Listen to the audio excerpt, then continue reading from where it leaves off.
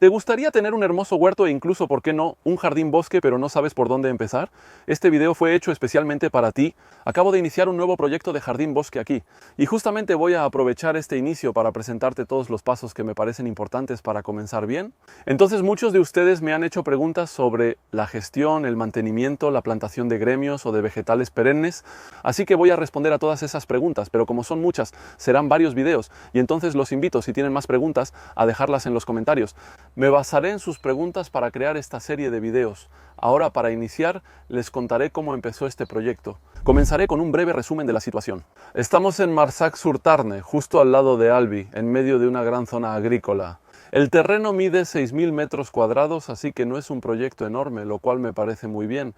Además, 6.000 metros cuadrados permiten tener grandes ambiciones, como crear un vivero. ¿Por qué no sacar 2 sueldos? El futuro dirá si es posible.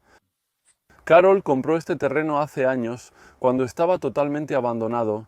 Entonces, al parecer mucho antes, era un señor mayor quien tenía este terreno y ya había hecho su huerto aquí, pero bueno, desde entonces él lo abandonó y desde entonces se cubrió de endrinos, zarzas y sobre todo de ciruelos, mirobolanes. Los mirobolanes son usados por viveristas como portainjertos para la mayoría de frutas con hueso. Es genial, Carol tiene el terreno desde hace tiempo, pero empezó a trabajarlo hace 3 años. Y hace 3 años ella simplemente abrió un pequeño claro en medio del terreno baldío para hacer una pequeña zona de huerto. Hace 2 años amplió un poco el huerto y listo. Ahí me uno al proyecto y decidimos hacerlo jardín, bosque y vivero. Entonces, si trato de resumir la historia de este terreno, que originalmente era una zona agrícola, después un abuelito vino a hacer su huerto aquí, luego el huerto fue abandonado y el terreno volvió a ponerse silvestre. La zona parece un bosque joven, no maduro, pero es un pequeño bosque. Luego Carol limpió el bosque para hacer un huerto y después lo transformamos en un jardín bosque. Sí, hubo muchas idas y vueltas. En todo caso, ya tiene bastante tiempo que esta pequeña parcela no ha sido muy alterada por prácticas agrícolas, ni productos, ni nada por el estilo. Ya con eso no está nada mal. La idea de esta serie de videos va a ser compartir con ustedes las diferentes etapas que vamos a seguir para transformar este terreno y estas zonas de huerto en un jardín bosque. Pero antes de eso vamos a ver las etapas que hubo antes para ver de qué manera íbamos a hacerlo. Aprovecharé para responder algunas excelentes preguntas que me han hecho. Algunos preguntaron cómo inició este proyecto y de dónde partí. En realidad comenzamos en un terreno abandonado. Flo, me preguntaste cuáles fueron mis mayores limitaciones. Hubo varias, pero una de las mayores limitaciones fue precisamente partir de ese terreno abandonado y convertirlo en un suelo fácilmente cultivable. Y entonces hay muchos tocones que arrancar, raíces, endrinos que sacar, así que eso fue bastante complicado. Comparado con mi antiguo jardín bosque en Baur, donde partí de un antiguo prado, una de las primeras etapas de plantación es comenzar en un antiguo prado, ya que es más sencillo. Con un suelo arenoso como el de Baur, es más fácil que en un terreno baldío o un bosque con muchas raíces. Ya para empezar con algunos cultivos de hortalizas, y en realidad no desarraigamos ni quitamos todas las raíces de toda la zona, solo desarraigamos y limpiamos las zonas de cultivo y alrededor cortamos al ras del suelo. Entonces hay bastantes lugares donde todavía quedan troncos, lo que aquí llamamos suquets. Ya es bastante cansado tenerlos ahí. Si no estorban en las zonas de cultivo, los dejamos. Si estorban, los quitamos o los cortamos lo más corto posible. Por otro lado, hay una gran ventaja. Aunque es un terreno baldío, estamos en medio de una gran zona agrícola. Les hablaré de eso muy pronto. Así que de todos modos estamos en un suelo que es muy fértil de base. Y además, con el hecho de que era un bosque, un terreno baldío justo antes, tenemos un suelo que se ha enriquecido aún más en materia orgánica, así que partimos de una base muy fértil. En producción esto será más interesante que mi proyecto anterior. Ahora, ¿cómo salgo? Que el suelo aquí es fértil y de su lado, ¿cómo saber si su suelo es fértil? Aquí no usamos laboratorio y no creo que sea necesario, a menos que tengan un cultivo monoespecífico grande con una sola planta y requieran saber exactamente qué contiene su suelo. Hablamos de un huerto diversificado y un jardín bosque sin importar la fertilidad. La idea es solo conocer un poco la textura de su suelo para saber cómo habrá que trabajarlo y después para la fertilidad. Bueno, pero eso es otro tema que veremos un poco más adelante. En todo caso, para conocer ya la textura de mi suelo, aquí hicimos la prueba del frasco y descubrimos con esta prueba del frasco que teníamos un suelo muy limoso, muy arenoso, limoarenoso, así que vamos a decir pues eso, con gran potencial fértil pero riesgo de compactación y de volverse hidromorfo rápidamente. Así que bueno, habrá que tener cuidado con eso, pero en todo caso el hecho de que sea rico en limo ya indica de entrada que vamos a poder tener un suelo muy fértil. No es por nada que en la agricultura los suelos limosos son los suelos más cultivados. Bueno, hacer la prueba del frasco no es tampoco una prueba de laboratorio, pero sí requiere cierto conocimiento.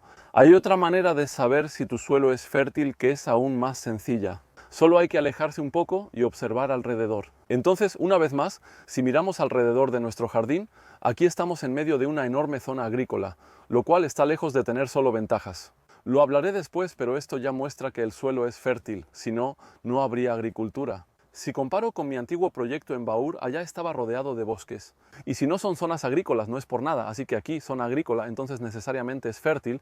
Si fueran a lanzar un proyecto nuevo y me preguntaran qué elegir, qué es mejor, estar rodeado de zonas agrícolas, bosques u otras áreas. La respuesta siempre es la misma. Depende de sus objetivos, limitaciones, restricciones y recursos. Pero la realidad es que en general no tenemos mucha opción, así que hacemos con lo que tenemos y nos adaptamos. Estamos rodeados de zonas agrícolas, lo que lo hace muy fértil y genial, aunque también tiene varias desventajas. Eso va a ser en relación con la biodiversidad, ya que los cultivos que tenemos alrededor están tratados, todo eso afecta a la biodiversidad. No hay muchas cosas que vivan ahí, o al menos menos que en una zona silvestre. También va a ser en cuanto al ruido, tal vez un poco como hoy. El campesino ara su campo y aunque el tractor pase cerca, no es fácil, pero al final no importa porque no es diario. Y la otra gran verdadera limitación que tenemos es que nosotros aquí estamos totalmente enclavados en medio de una zona agrícola. Afortunadamente el propietario de las tierras alrededor nos da un derecho de acceso, lo cual es una obligación de todas formas. En Francia hay que dejar un derecho de paso, pero si quisiéramos expandirnos, eso podría limitar. No sería fácil conseguir más terreno de los alrededores o incluso comprar pedazos de terreno. Nosotros somos pequeños, queremos seguir siendo pequeños y en ese contexto generalmente casi siempre ganan los grandes, así que eso es lo que hay. Eso podría ser una gran limitante a futuro y de hecho por esas razones este tipo de proyectos pequeños en medio de grandes proyectos agrícolas a veces no duran mucho tiempo. Me desvío, regresemos. Si alrededor hay agricultura, el suelo es fértil. ¿Existe otro método?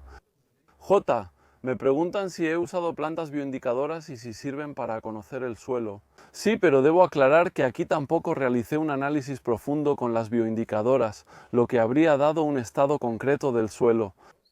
Por otro lado, observé en general qué crecía alrededor, principalmente para detectar posibles problemas con los extremos. Eso significa demasiado ácido, demasiado calcáreo, demasiado seco, demasiado algo como para que sea fácil de cultivar. Si así fuera, no habría agricultura. Volvemos a eso. Revisé y no hay castaños ni helechos que señalen suelo muy ácido, ni plantas que indiquen suelos muy calcáreos. A quienes preguntaron por el suelo arcilloso calcáreo, aquí no es mi caso, así que no responderé ahora, pero podría tratarlo en otro video. Entonces, respecto a las plantas bioindicadoras, ninguna planta en general me indica suelos complicados, así que va a funcionar.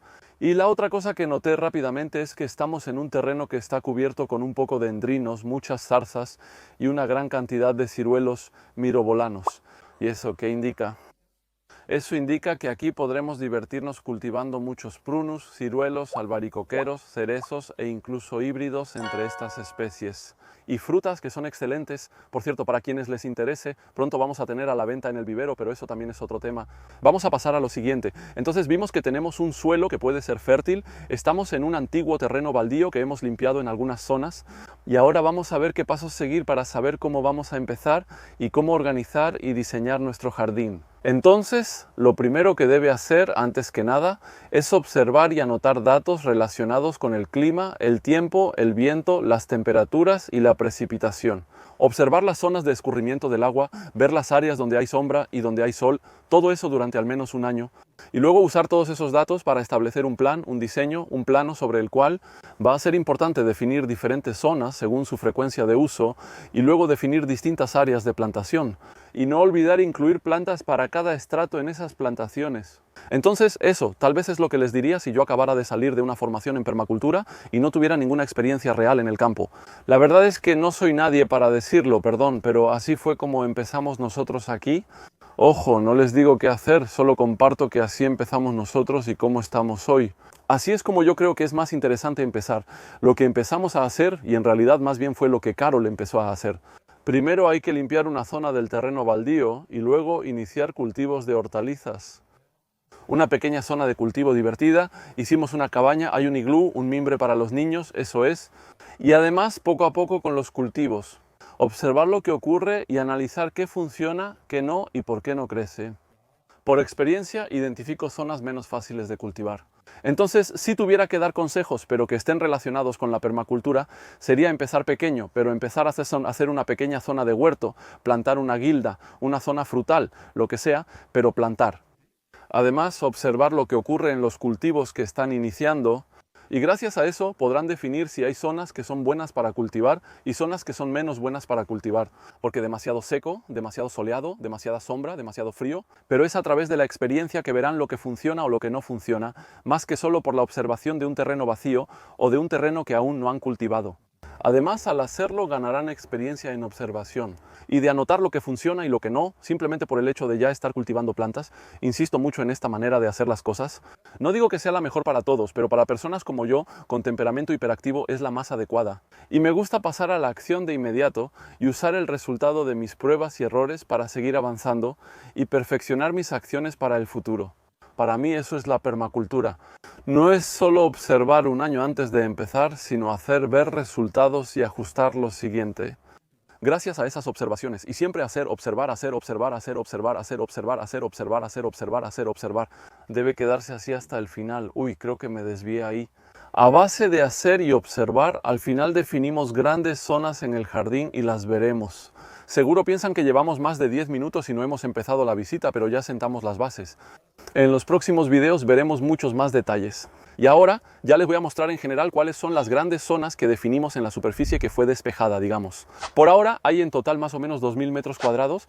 De esos 2000 metros cuadrados hay aproximadamente 1000 metros cuadrados que hoy en día sirven como jardín bosque. Estoy en la entrada. Al entrar al jardín, a la izquierda, está una de las primeras zonas que Carol trabajó. Ella empezó a hacerlo, como decía, no sé si lo mencioné. Ella empezó a hacer una pequeña zona de huerto, luego una pequeña zona en la que hizo una cabaña tipo iglú de mimbre para los niños. Eso es. Y luego rápidamente se dio cuenta de que en esa zona, al hacer y observar, una vez más, rápidamente se dio cuenta de que en esa zona no era muy fértil. Ella tuvo sed rápido y, como no crecía bien, movió sus primeras zonas de huerto al centro. Y ahí crecía un poco mejor. Entonces eso fue hace 3 años, hace 2 años hizo una zona de huerto un poco más grande y pues lo vimos claramente. Ella notó desde el inicio que las zonas centrales del jardín eran más fértiles. Ahí crecía muy bien, por eso amplió esa zona. Entonces ya no recuerdo muy bien cómo organizó su huerto el primer año, hace 3 años, pero hace 2 años empezó a estructurarlo un poco mejor. Y entonces lo organizó en varias camas de la misma longitud y ella misma las dividió en cuadros diferentes, cuadros más o menos de la misma longitud. Eso fue útil principalmente por el riego, ya que cada cuadro tenía un cubo de agua. Esos cubos, como el que tengo justo detrás de mí, que son de 1 metro cúbico, ese metro cúbico era lo necesario para regar ese cuadro pequeño. Si el pozo no da suficiente agua, no lo detallo más aquí porque ya está en un video. Les comparto un enlace donde Caron explicaba su arreglo, jardín y su sistema de riego de baja presión.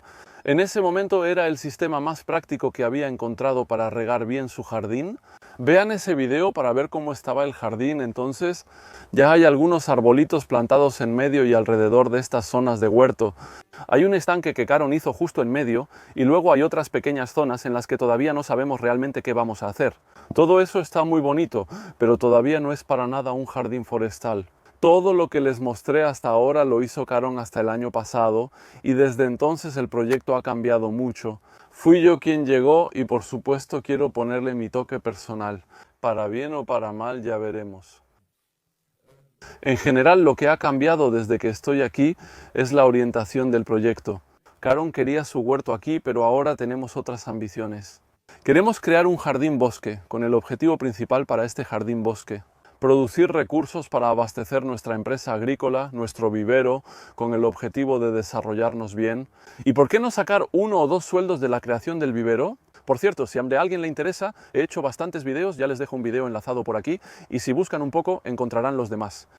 En esta serie hablaremos sobre la creación del jardín bosque en próximos videos. Entonces veremos las diferentes etapas por las que pasamos para transformar estas zonas de huerto en un jardín bosque. Y sobre todo, qué significa transformar un jardín en bosque, qué es un jardín bosque y qué interés tiene para nosotros y nuestros proyectos. En el siguiente video, que se publicará pronto, hablaremos sobre fertilidad y riego. Han tenido muchas preguntas sobre eso y verán que hay bastantes cosas que han cambiado en el riego.